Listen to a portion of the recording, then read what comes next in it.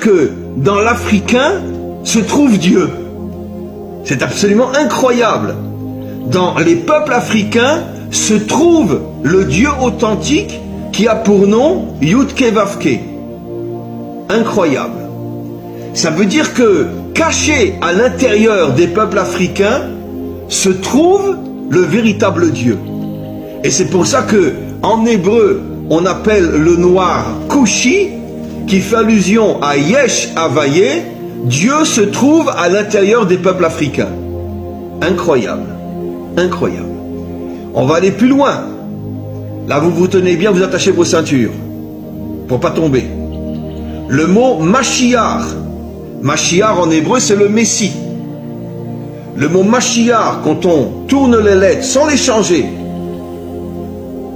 les deux premières lettres, c'est Mem Shin, qui veut dire Shem. Shem, c'est l'identité. Quelle est l'identité du Mashiach? Les deux premières lettres du mot Mashiach signifient l'identité.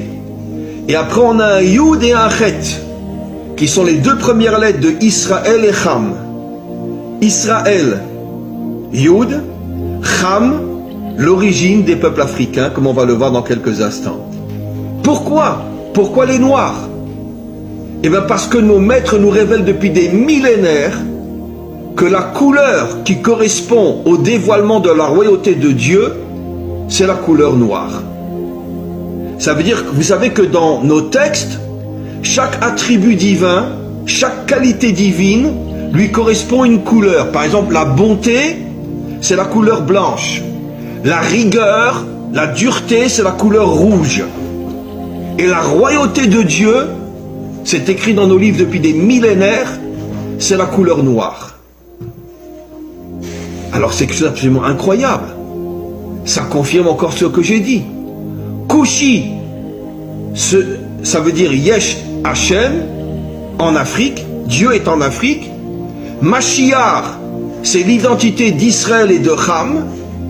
Et maintenant on en arrive à la couleur qui représente la royauté de Dieu dans ce monde, c'est la couleur noire, les peuples africains. Comment c'est possible? Alors ça aussi je l'avais déjà dit, mais je veux le redire parce que c'est très important. Mes amis, c'est tellement fort que je ne me lasserai jamais de le redire.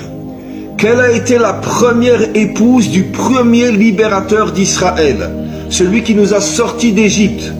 Quelle a été sa première épouse? Une Africaine.